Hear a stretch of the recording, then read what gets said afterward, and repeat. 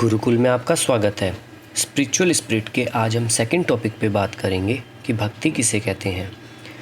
तो देखिए, भक्ति और आसक्ति दो प्रकार की अलग अलग चीज़ें होती है। आसक्ति हमें किसी भी चीज़ में हो सकती है, जैसे कि पत्नी, हमारा घर, हमारी गाड़ी या कोई भी संसार की कोई भी भौतिक वस्तु, उसे हम आसक्ति कह सकते हैं, जिसमें हमारा थोड़ा बहुत प्रेम होता है। लेकिन भक्ति, जब हम ईश्वर से या फिर प्रभु से जुड़ जाते हैं तो उसे हम भक्ति कहते हैं। प्रेमी और प्रेमिका में भी भक्ति नहीं होती, उनमें प्रीति होती है। जैसे कि भक्ति अलग अलग प्रकार की होती है: मातृभक्ति, देशभक्ति, पितृभक्ति, ईश्वर भक्ति। तो इसका अर्थ यह हुआ कि जिसमें प्रेम के साथ श्रद्धा जुड़ी होती है उसे भक्ति कहते हैं। प्रेम हम वहाँ करते हैं जहाँ हमें आनंद मिलता है, चाहे वह व्यक्ति हो या वस्तु।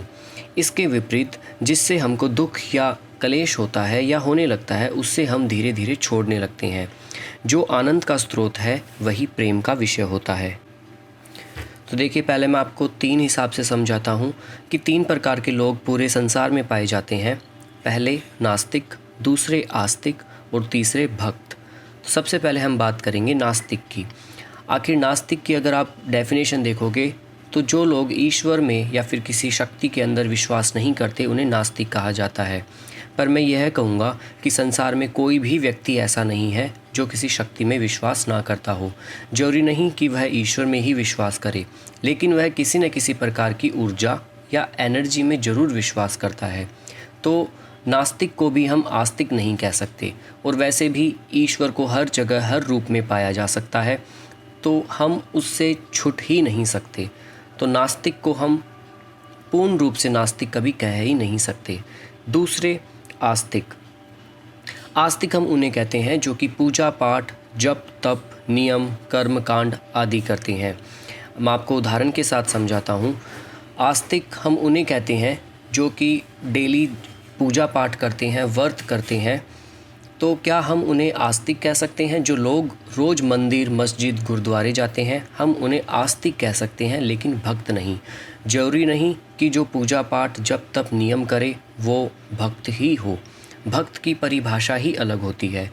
अब जैसे भजन जो गाने वाले होते हैं, जो भजन गाते हैं, तो क्या हम उन्हें आस्तिक कह सकते हैं, भक्त कह सकते हैं? वो आस्तिक तो होते हैं, लेकिन वो भक्त नहीं हो सकते। कथा गाने वाले, उनको काफ़ी ज्ञान होता है, वो एक प्रकार से फिलोसफर होते हैं, उन्हें सारा सब कुछ पता होता है। तो क्या हम उन्हें भक्त कह सकते हैं? बिल्कुल नहीं। वो आस्तिक तो है, लेकिन हम उन्हें भक्त नहीं कह सकते। तो हमने देखा कि नास्तिक किसे कहते हैं, आस्तिक किसे कहते हैं। अब हम बात करेंगे कि भक्त किसे कहते हैं। श्रीमद् भगवद गीता में श्री कृष्ण कहते हैं कि केवल परमात्मा के पूजन, ध्यान, स्मरण में लगे रहना ही भक्त होने का लक्षण नहीं है।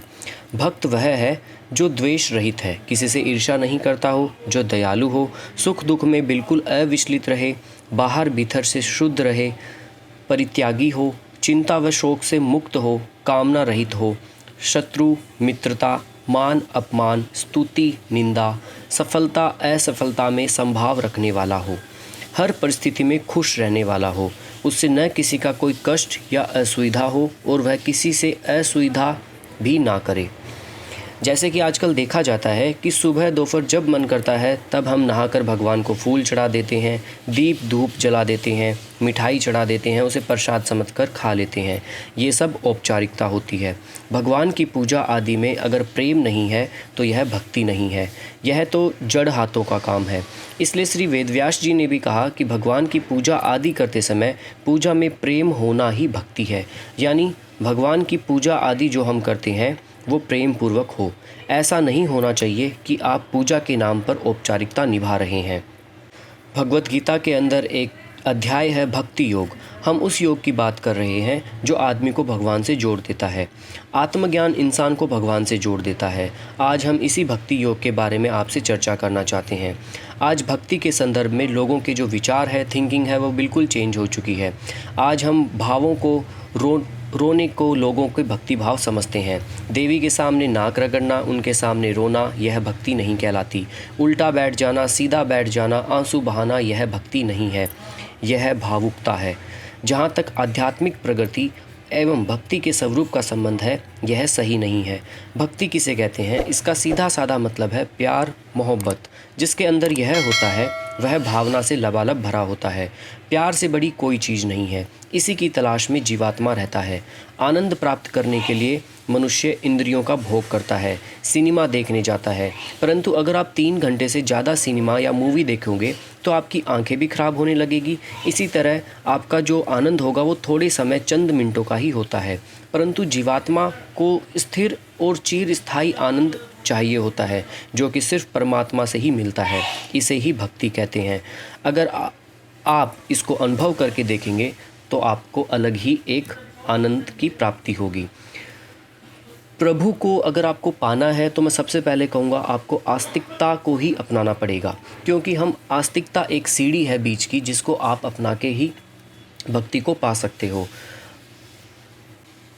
जैसे कि मैं आपको एक उदाहरण देता हूँ कि जब किसी रोगी का इलाज किया जाता है, ऑपरेशन किया जाता है, तो उसको एंथीसिया का एक इंजेक्शन लगाया जाता है जिससे वह बेहोश हो जाता है। तो एंथीसिया का इंजेक्शन आप सभी को पता है कि वो सिर्फ दर्द को मिटाता है, सिर्फ दर्द को भुला देता है, लेकिन दर्द तो हो रहा होता है।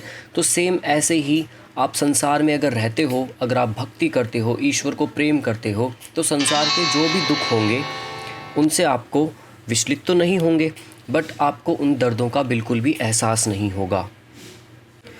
तो सिर्फ सीधी एक ही बात है, भक्ति एक प्रकार से प्रेम करना ही है। जो हम ज्ञान प्राप्त करते हैं, ज्ञान से हमें ईश्वर की अनुभूति होती है।